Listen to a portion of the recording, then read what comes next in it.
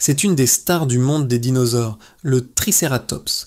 Imaginez une créature massive, longue de 9 mètres, pesant jusqu'à 12 tonnes, armée de 3 cornes acérées et protégée par une immense collerette osseuse.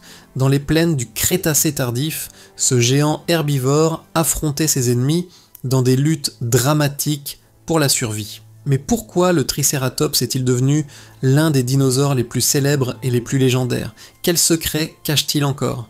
Et comment expliquer qu'il continue de captiver l'imagination plus de 66 millions d'années après sa disparition? Le nom Triceratops évoque aujourd'hui la force et la majesté préhistorique. Pourtant, son histoire scientifique a commencé par une erreur étonnante. En 1887, des paléontologues découvrent dans le Colorado des cornes fossilisées. Leur apparence massive et inhabituelle les déroute. Incapables d'imaginer qu'elles puissent appartenir à un dinosaure inconnu, ils supposent qu'il s'agit des restes d'un mammifère. Les fossiles sont envoyés à Othniel Charles Marsh, l'un des paléontologues les plus célèbres de l'époque. Marsh, convaincu de sa découverte, classe l'animal comme un bison disparu du Pliopléistocène. Il le baptise même bison alticornis. Sans le savoir, il venait de commettre l'une des plus grandes confusions de l'histoire de la paléontologie. Mais le destin en décida autrement. L'année suivante, Marsh décrit un autre fossile, Ceratops, le premier dinosaure à cornes jamais reconnu. Puis un cow-boy découvre dans un ravin un immense crâne à 3 cornes. Ce fossile est envoyé à Marsh, qui réalise alors que ces deux découvertes, le bison imaginaire et ce nouveau crâne, appartiennent en fait au même type d'animal. C'est ainsi qu'en 1889, il baptise officiellement ce nouveau genre Triceratops, littéralement tête à 3 cornes. Cette révélation bouleverse la science et marque la naissance d'un des dinosaures les plus emblématiques de tous les temps. À partir de là, le Triceratops devient une véritable star de la paléontologie. Ses crânes massifs et ses cornes spectaculaires marquent l'imaginaire du grand public. Les formations fossilifères de Hell Creek, dans le Montana et les Dakota, livrent des dizaines de spécimens, confirmant que ce dinosaure était très répandu à la fin du Crétacé. Au fil des décennies, plus de 15 espèces différentes sont nommées, mais aujourd'hui, les chercheurs reconnaissent 2 espèces valides, Triceratops horridus et Triceratops prorsus. La différence entre les deux est subtile, mais réelle. T. horridus possédait un museau plus allongé et un corne nasale plus courte, tandis que T. prorsus présentait un museau plus court, mais une corne nasale plus développée. Ces variations reflètent une évolution progressive au fil du temps, suggérant que les 2 espèces pourraient même représenter des étapes successives dans l'histoire du genre. En termes de dimension, le Triceratops était impressionnant. Un adulte mesurait généralement entre 8 et 9 mètres de long, pour un poids allant de 6 à 10 tonnes.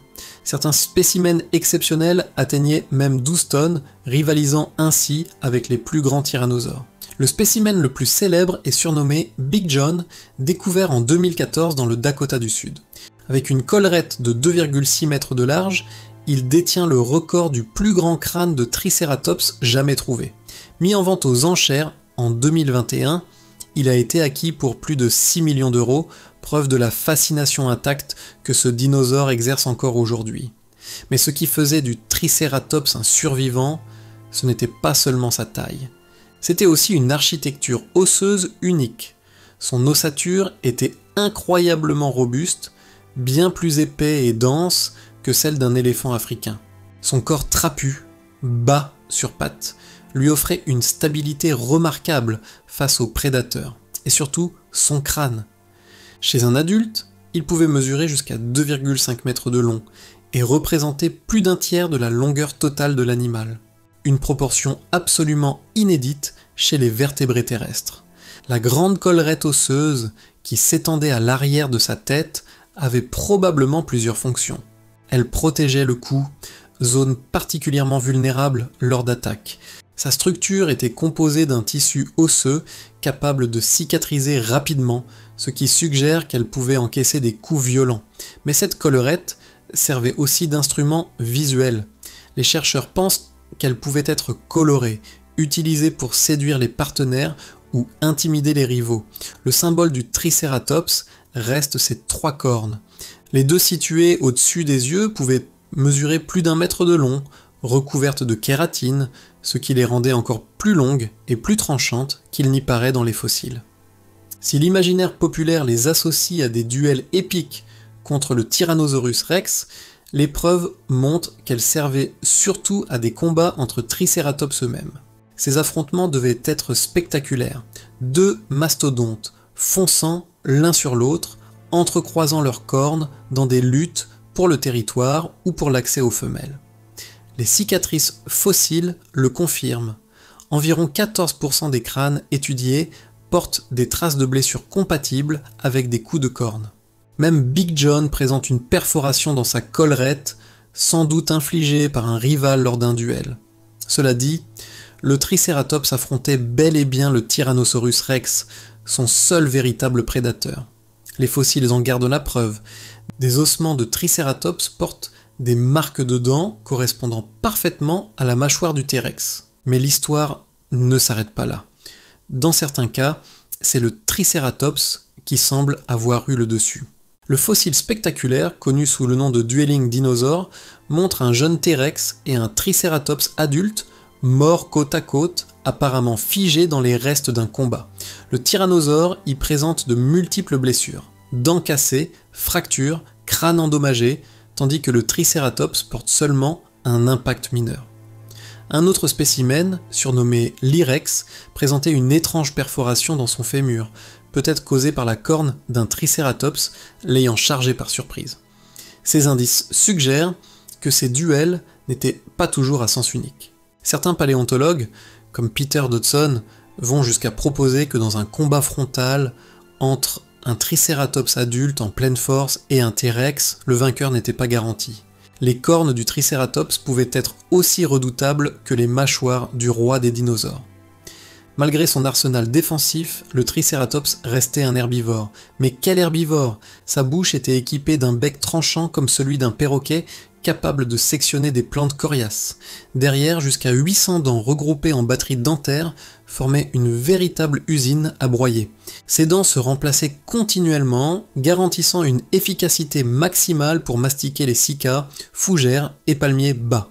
Grâce à sa carrure massive, il pouvait même renverser de petits arbres pour accéder à des plantes plus hautes. C'était une machine parfaitement adaptée à la consommation de végétation dure, et cela explique pourquoi il était si abondant dans son écosystème.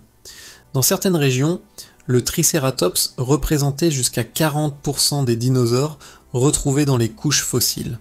Dans la formation Hell Creek, il domine clairement les découvertes.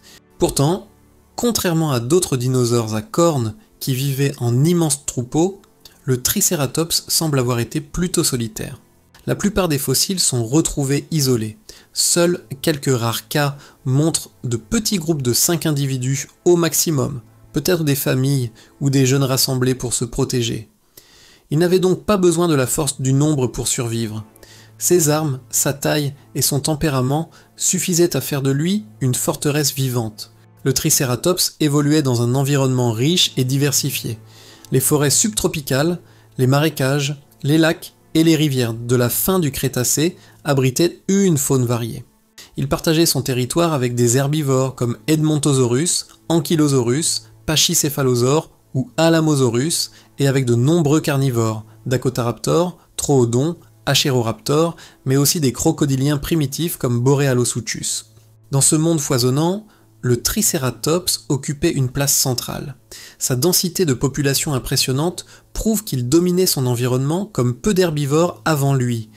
Mais malgré toutes ses armes, malgré son succès, le Tricératops n'a pas survécu à la catastrophe du Crétacé paléogène il y a 66 millions d'années. L'impact de l'astéroïde au Mexique a déclenché incendies, obscurité et bouleversements climatiques, mettant fin à l'ère des dinosaures non aviens. Un fossile de Tricératops retrouvé à seulement 13 cm sous la limite géologique KPG est considéré comme l'un des derniers dinosaures connus avant l'extinction. Il incarne les ultimes instants de ce géant avant que le voile de cendres ne tombe sur son monde. Le Tricératops reste aujourd'hui une véritable icône culturelle. De ses découvertes spectaculaires à son image dans les films et les livres, il symbolise la puissance, la défense et la lutte éternelle contre le Tyrannosaurus Rex. Avec ses cornes redoutables, sa collerette monumentale et sa stature de colosse, il continue de fasciner scientifiques et passionnés. Plus qu'un simple dinosaure, le Triceratops incarne la grandeur et la fragilité de la vie préhistorique.